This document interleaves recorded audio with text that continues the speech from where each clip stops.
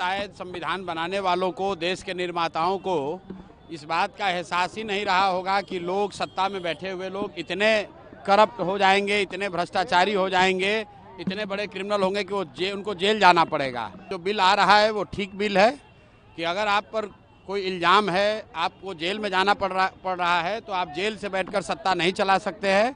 तो ये कानून जहाँ तक मैं समझता हूँ ठीक है।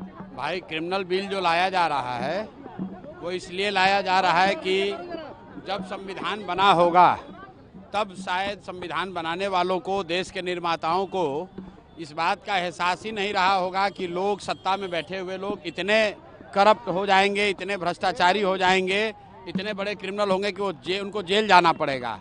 और उससे भी बढ़कर कि वो जेल जाने के बाद भी अपना पद नहीं छोड़ेंगे। तो मुझे लगता है कि जो बिल आ रहा है वो ठीक बिल है कि अगर आप पर कोई इल्ज़ाम है, आपको जेल में जाना पड़ रहा है तो आप जेल से बैठकर सत्ता नहीं चला सकते हैं।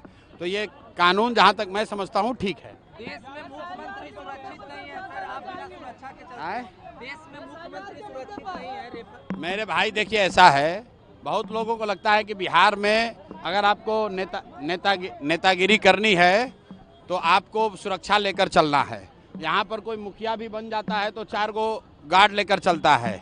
हम पिछले 3 बरस से बिहार में पैदल चले हैं, गाड़ी से चल रहे हैं और इतनी बड़ी व्यवस्था है, लेकिन मैं कोई सुरक्षा लेकर नहीं चलता हूँ, क्योंकि मेरा विश्वास है कि अगर हम समाज के हित की बात कह रहे हैं, लोगों की के जो परेशानी है उसकी बात कर रहे हैं, तो समाज मेरी सुरक्षा में खड़ा है। किसी तरह की सुरक्षा की कोई जरूरत नहीं है।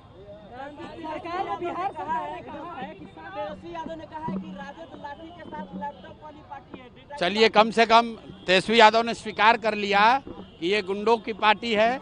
बताइए, सभ्य समाज में अगर कोई कह रहा है कि हमारा पार्टी लाठी वाला पार्टी है तो उनको वो वही बात कह रहे हैं जो समाज राजद के बारे में कहता है। हम लोगों ने पहले कहा है कि राजद लाठी वाला, कट्टा वाला पार्टी है। जब इनकी सरकार थी तो लाठी, कट्टा, बंदूक, अपहरण, रंगदारी यही बिहार की पहचान थी। तो मुझे सत्य को बहुत देर छुपाया नहीं जा सकता है। तेजस्वी यादव ने स्वीकार कर लिया है कि ठीक है, हम लोग की पार्टी लाठी और कट्टे वाली पार्टी है। सीएम नीतीश कुमार ने 7,000 रुपया देने का ऐलान किया बाढ़ पीड़ितों को। भाई, 20 वर्ष से तो बाढ़ की समस्या से निपटारा कर नहीं पाए। यहीं कोसी में 2008 में जो कटाव हुआ था, आज तक लोग विस्थापित हैं, उनको कुछ राहत नहीं मिली। पूरा सीमांचल में बाढ़ आया हुआ है, पूरा भागलपुर, मुंगेर के गांव कटे हुए हैं। ये हर बार बाढ़ जो है इन लोगों के लिए कमाने का संसाधन है। जल संसाधन विभाग सबसे बड़ा उगाही विभाग है। बाढ़ से लोग परेशान होते हैं और सत्ता में बैठे अफसर और नेता कमाई करते हैं। इसलिए बाढ़ पर ये लोग क्या कर रहे हैं, इससे जनता को कोई लेना देना नहीं है। जनता देख चुकी है, 30 वर्ष में बाढ़ की समस्या ना खत्म हुई, ना इस तरीके से आगे खत्म होगी।